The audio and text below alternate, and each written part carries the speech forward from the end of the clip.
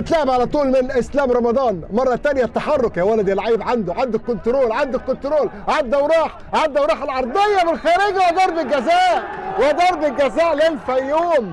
الفيوم ركله الجزاء يا ولد يا لعيب، عنده الكنترول العالي جدا يا ولد يا لعيب، راح بشكل عالي وعمل العرضيه بالخارجي، ولكن ترتطم في يد لاعب مدافع فريق نادي المنيا من اسلام ووليد،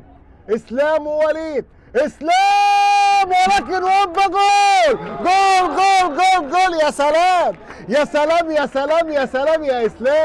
اسلام يحرز الهدف الاول لنادي الفيوم. يعني تصدى ليها وليد توفيق، ولكن يعمل الفول والمتابعه بشكل رائع جدا اللاعب اسلام رمضان ويحرز الهدف الاول. بدوي عاشور، ادي بدوي يلعب الكره العرضيه ولكن مش معديه.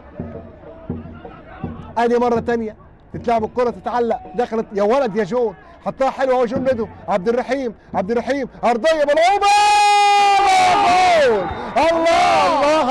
الله هدف التعادل من ياوي جون ندو. يا سلام يا لعيب يا كبير. بص شوف عبد الرحيم بيعمل ايه، لعب العرضيه بشكل رائع جدا وحطها براسيه جميله لا تصد ولا ترد للاعب جون ندو، ويبقى هدف التعادل.